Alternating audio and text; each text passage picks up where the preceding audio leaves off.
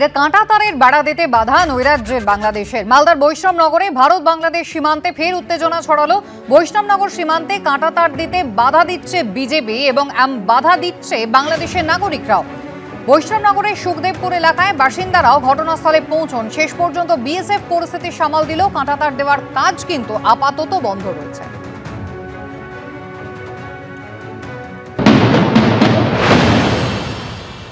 গত মঙ্গলবার দিনকে যখন বিবাদ হয় সেই সময় কিন্তু এই সুখদেবপুরের যে সীমান্তবর্তী অঞ্চল রয়েছে 1 কিলোমিটার, সেখানে ফেন্সিং দেওয়ার কাজ যখন চলছিল বা ফেন্সিংয়ের কাজ যখন চলছিল, তখন এই গ্রামেরই বাসিন্দাদের একাংশকে কাজে লাগানো হয়েছিল ফেন্সিং দেওয়ার ক্ষেত্রে। মঙ্গলবার দিনকে তারা যখন কাজ করছিলেন তখন সংঘাত হয়। গতকালকে যখন ফের পুরোদস্তুর কাজ শুরু হয় তখনও কিন্তু বিজেপি এসে বাধা দেওয়াতে, অর্থাৎ বাংলাদেশের সেনা কর্তারা এসে বাধা দেওয়ার পরই কিন্তু কাজ পুরোপুরি বন্ধ হয়ে যায়। কি হয়েছিল সরাসরি আমরা কথা বলে নেবো। আপনারা ওখানে কি কাজ করতে গিয়েছিলেন? হ্যাঁ, করে গিয়েছিলাম। আপনারা এই গ্রামের কতজন গিয়েছিলেন? আমরা 20 জন গিয়েছিলাম। আচ্ছা, কি দেখলেন কখন? আপনার কাজ তো সকাল থেকে শুরু করছিলেন, কাজ তো হচ্ছিল, হঠাৎ বন্ধ হলো কেন? কি হয়েছিল?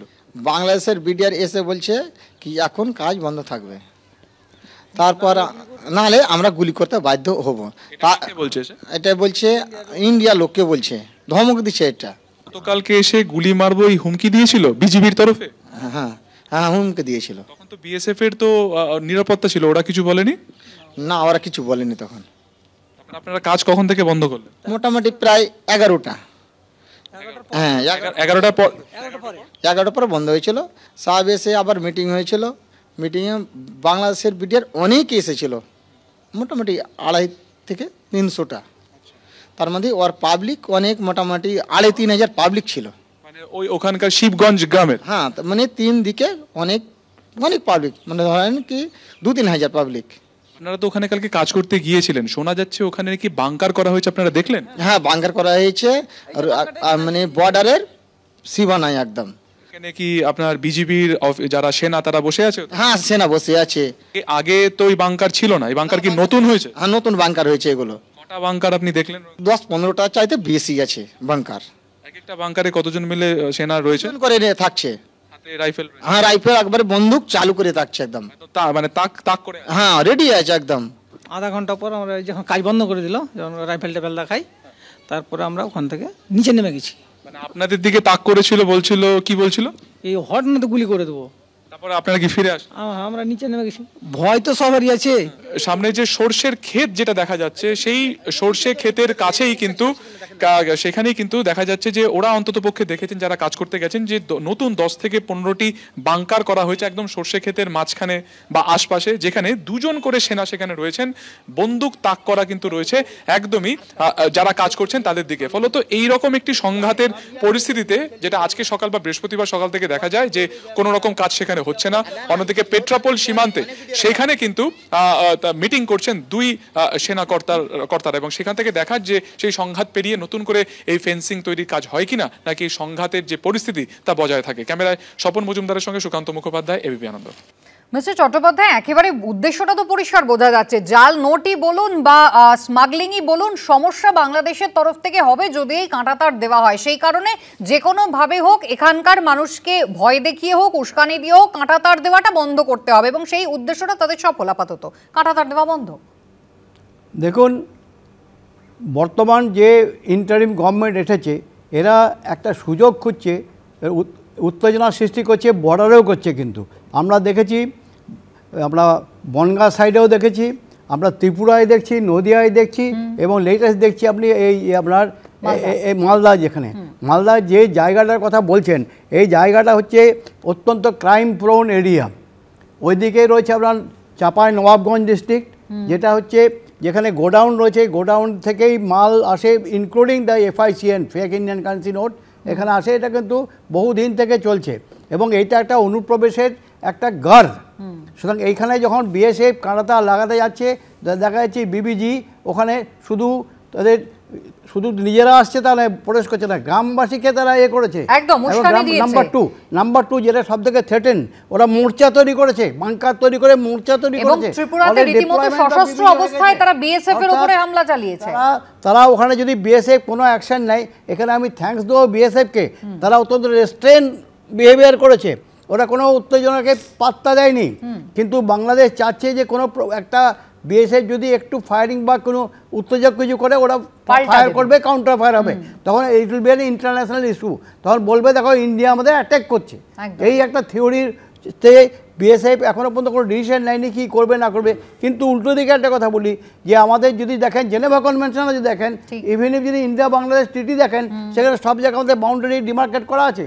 এখানে কোনো ডিসপিউট নেই বাউন্ডারির মধ্যে, এটা ল্যান্ড বাউন্ডারি, সেখানে ডিমার্কেশন রয়েছে, শুধু কাঁটাতারটা নেই।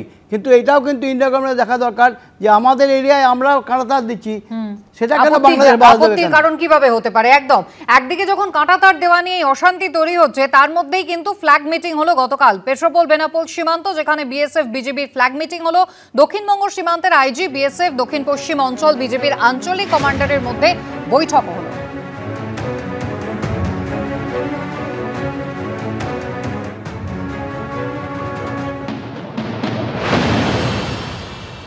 Interacted with the senior officers of BGB, and all kinds of issues were discussed in a very nice atmosphere. No, there is no problem anywhere. We are guarding our borders perfectly well. There is no problem anywhere. Rest assured, we are guarding our territorial integrity with full grit and honor.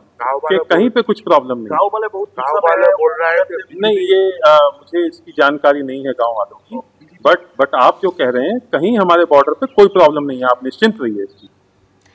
সজলদা, একেবারে যে কথাটা mister Chattopadhyay বলছেন, অত্যন্ত restrain, অত্যন্ত প্রশংসনীয় ভূমিকা এই মুহূর্তে বিএসএফ এর। কোনো রকম উস্কানিতে তারা পা দিচ্ছেন না, ঠিক, কিন্তু তার পাশাপাশি ভারতবর্ষ যদি নিজেদের ইন্টারনাল সিকিউরিটি রক্ষার জন্য নিজেদের জায়গাতে তারা কাঁটাতার দেয়, সেখানে বাংলাদেশের আপত্তির জায়গা কি থাকতে পারে? যেখানে প্রায় প্রতিদিনই প্রত্যেক জায়গা থেকে, প্রত্যেক সীমান্ত এলাকা থেকে অনুপ্রবেশকারী গ্রেফতারির মতন ঘটনা ঘটছে, তাহলে সেক্ষেত্রে বিএসএফ এর পক্ষ থেকে একটা কড়া বার্তা এখনো পর্যন্ত কেন দেওয়া হলো না? কেন্দ্রই বা চুপ কেন?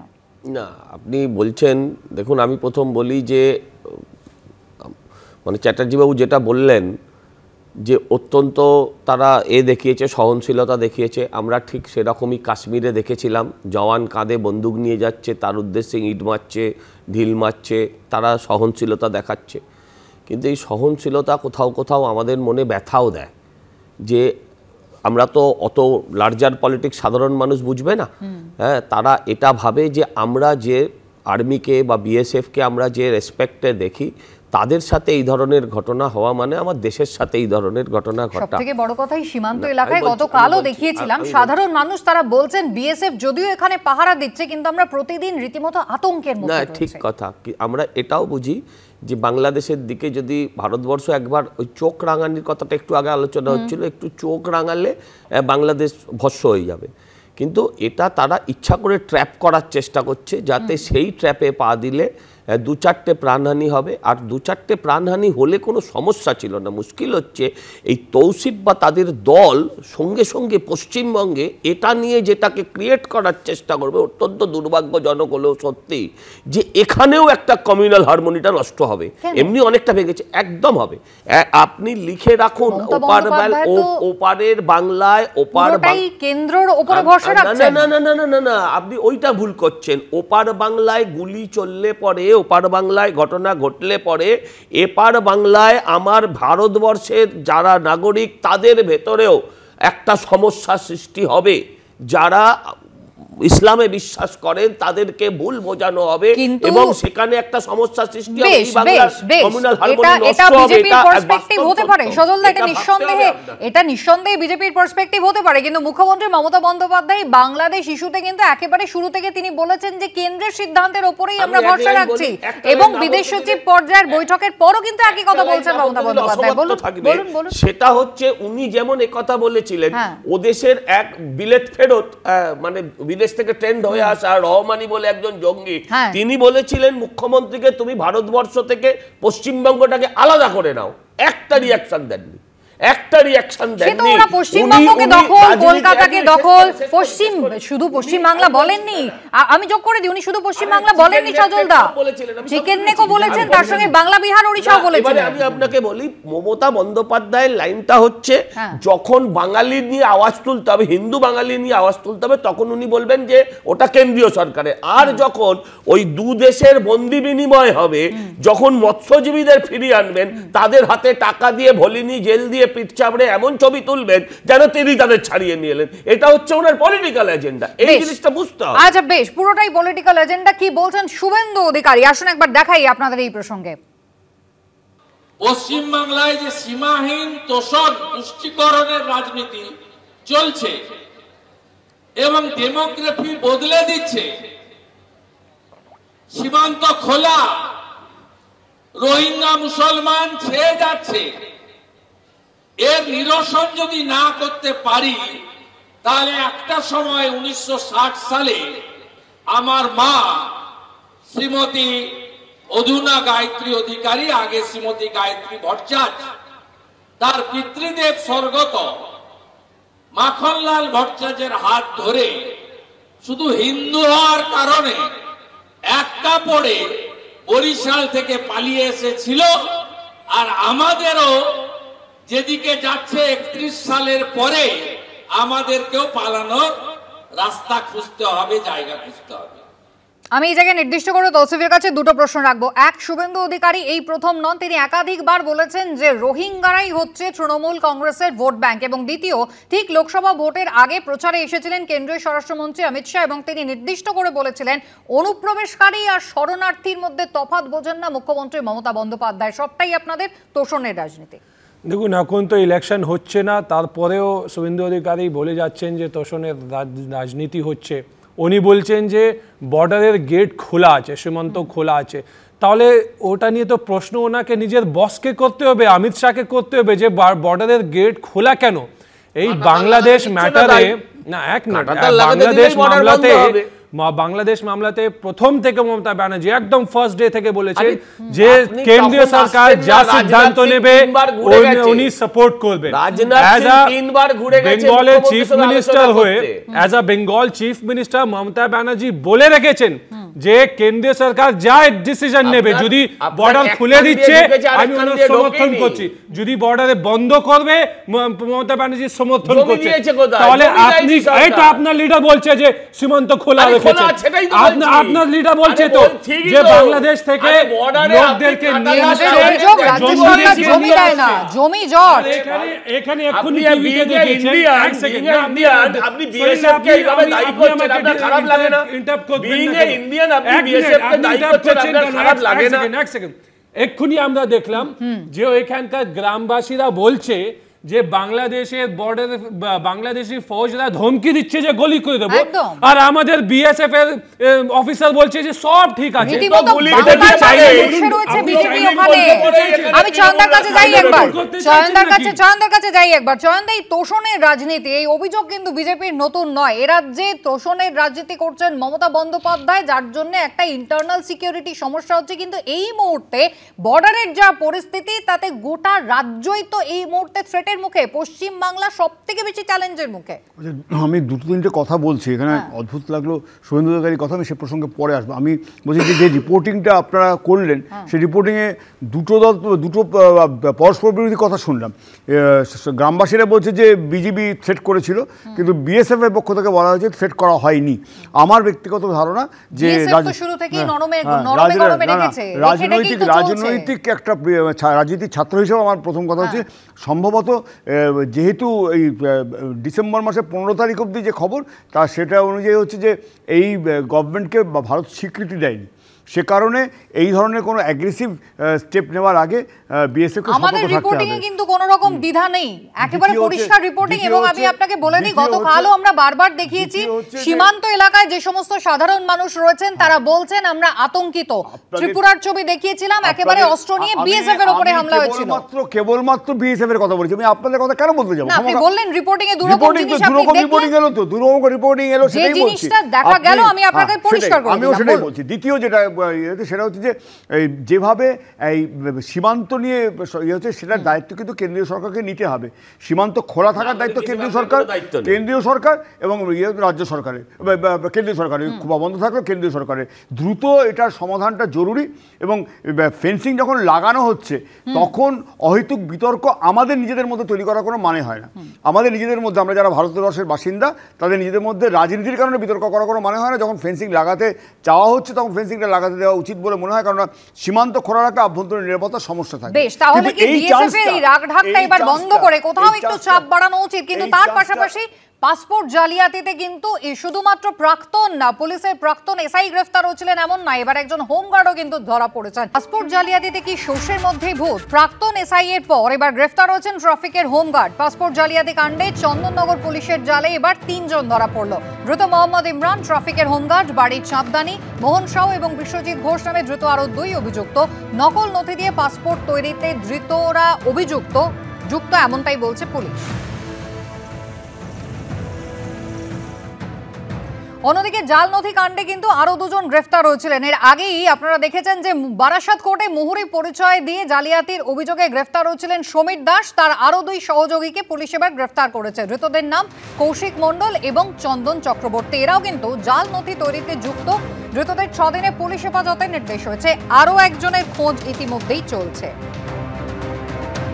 তসিফ, একেবারে বর্ডারের দায়িত্ব নিঃসন্দেহে বিএসএফ কি করছে এই প্রশ্ন আপনি তুলতেই পারেন, কিন্তু এখানে একেবারে দোকান খুলে সেখানে রেট চার্ট দিয়ে দিয়েছেন। তারা দোকানের বাইরে বোর্ড লাগিয়েছেন যে আধার কার্ড করতে কত, প্যান কার্ড করতে কত, পাসপোর্ট করতে কত।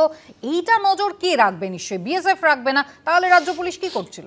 না দেখুন, যে কোনো একটা লোক যদি মানুষদেরকে একটা সেবা দিচ্ছে যে আমি আপনাকে, না সেবা মানে দেখুন, না এক মিনিট আমাকে কমপ্লিট করতে দিন সলিলদা।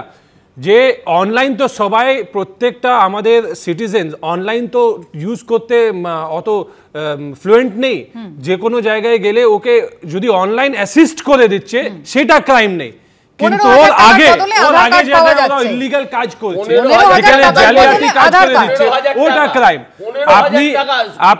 আপনি দেখুন, যখন একটা আপনি পাসপোর্টের জন্য অ্যাপ্লাই করছেন, আপনি আপনার আইডেন্টিটি কার্ড গুলো দিচ্ছেন, মার্কশিট গুলো দিচ্ছেন, বার্থ সার্টিফিকেট গুলো দিচ্ছেন, এই সবগুলো ডকুমেন্ট ভেরিফাই কে করছে?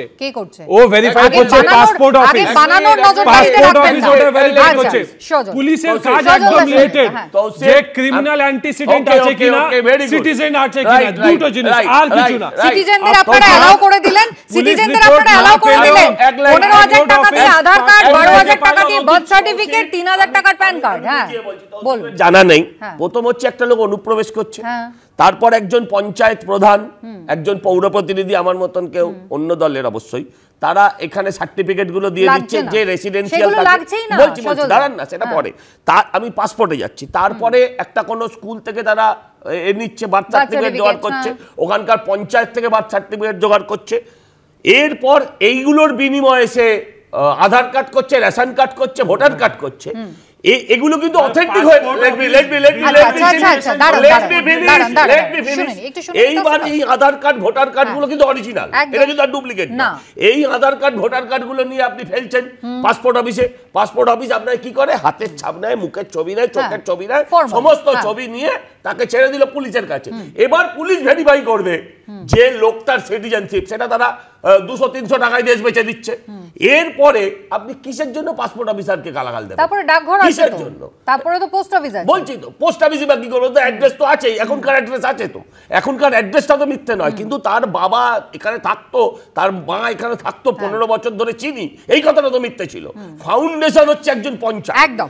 বেশ একবার সজলদাকে থামাই, আমি চয়নদার কাছে আসি। চয়নদা, এই যে মোডাস অপারেন্ডি যেটা বললেন, এই মোডাস অপারেন্ডির মাঝখানে আরো একটা জিনিস আছে, সেটা আমি সজলদাকে একবার বলি। সেখানে আপনার কোনো জনপ্রতিনিধিই লাগবে না।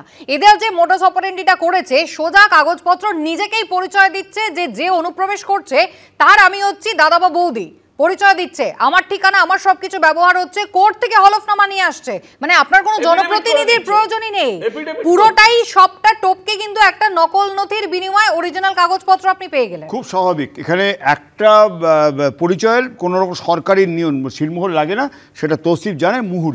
মুহুরির কোনো পরিচয়, সরকারি কোনো ছাপ লাগে না। মুহুরি একজন উকিলের আন্ডারে কাজ করে, এর বাইরে কিচ্ছু না। ওই রকম সার্টিফিকেট, প্রফেশনাল সার্টিফিকেট থাকতে পারে, কিন্তু সরকারি ওইভাবে না। হ্যাঁ, হোমগার্ড যেটা, হ্যাঁ অ্যাসোসিয়েশন আছে, ওর বাইরে কিচ্ছু নেই। হোমগার্ড এসআই এরা যদি যুক্ত থাকে তাহলে কাজটা অনেকটা সহজ হয়ে যায়, এই ধরনের জালিয়াতি সহজ হয়ে যায়। খুব দুর্ভাগ্যজনক এটা, আমি যখন পাসপোর্ট করাতে যাই আমার ডকুমেন্টগুলো আসল কি নকল সেটা কিন্তু পাসপোর্ট অফিস থেকে ভেরিফাই করা হয়েছিল। আমার ওখানে ন্যাচারালি আমি ওখানকার যা বাসিন্দা আমার কাছে জনপ্রতিনিধি সার্টিফিকেট লাগেনি, কিন্তু আমি এখানে কথা জিজ্ঞেস করছি যে বার্থ সার্টিফিকেট কোনোভাবেই, আমি নিজে কাউন্সিলর ছিলাম, সজল এখন কাউন্সিলর, আমরা কোনোভাবেই অথরাইজ নই। পুরসভা স্বাস্থ্য বিভাগের কাছ থেকে তথ্য পেয়ে পুরসভা ওটাকে বা পঞ্চায়েত ওটাকে ইস্যু করে, এর বাইরে কিচ্ছু নয়। জেলা পরিষদ ইস্যু করে, ওর বাইরে কিচ্ছু নয়। এইখানটায় গলতগুলো হচ্ছে কি করে? ওই যে এফিডেভিট করে আমি ওকে দাদা বানিয়ে দিলাম, বৌদি বানিয়ে দিলাম, আমার বাবা বানিয়ে দিলাম, মা বানিয়ে দিলাম, এইগুলোর যে জালিয়াতি, এই সিস্টেমটা গোলমেলে নথিগুলো জালিয়াতি হচ্ছে। পাসপোর্ট আসল বেরোচ্ছে, ও বলছে আধার কার্ড ভোটার কার্ড আসল বেরিয়ে যাচ্ছে, কিন্তু যে নথিগুলো জাল হয়ে যাচ্ছে এটাকে কিভাবে আটকানো যাবে? এই প্রসেসটা চালানো উচিত, এই প্রসেসটা ইমিডিয়েট চালানো উচিত। দেখুন, এই যে পুলিশের ভেরিফিকেশনের দায় এড়াবার জন্য আমি দেখেছি ডিজিপিও একটা ভার্সন দিয়েছিলেন, সেখানে অনেক সমস্ত পাসপোর্ট অফিসের উপর ঘাড়ে ছেড়ে দিচ্ছে। কিন্তু যে মেন দুটো পয়েন্ট আপনাকে বলি, নাম্বার 1 হচ্ছে সিটিজেনশিপ। একদম সিটিজেনশিপ প্রুভ করলে কী করে প্রুভ করবেন যে আমি এখানকার লোক কিনা, বাসিন্দা কিনা? প্রুভ করতে হবে আমাকে আমি কোন স্কুলে পড়েছি, আমার অরিজিনাল বাবা মাকে, সিটিজেনশিপ তো পূরণ করতে। তার মানে কি পুলিশকে ইনভেস্টিগেশনের মধ্যে যেতে হবে এটা। নাম্বার 2 হচ্ছে ক্রিমিনাল রেকর্ড। যে লোকটা বাংলাদেশ থেকে অনুপ্রবেশ করে এলো সে তো 2 মাস আগে কি 4 মাস আগে 2 বছর আগে এখানে ওখান থেকে যে কোনো অপরাধী হতে পারে, নিরাপরাধী হতে পারে, but he is a criminal. Border crosser, background check করাটাও কিন্তু প্রয়োজন। কোথায় রাজ্য পুলিশের ভূমিকা, এই প্রশ্নই কিন্তু উঠছে। আলোচনার সময় শেষ, সকলকে ধন্যবাদ। বিরতির পর ফিরছি, সঙ্গে থাকবেন।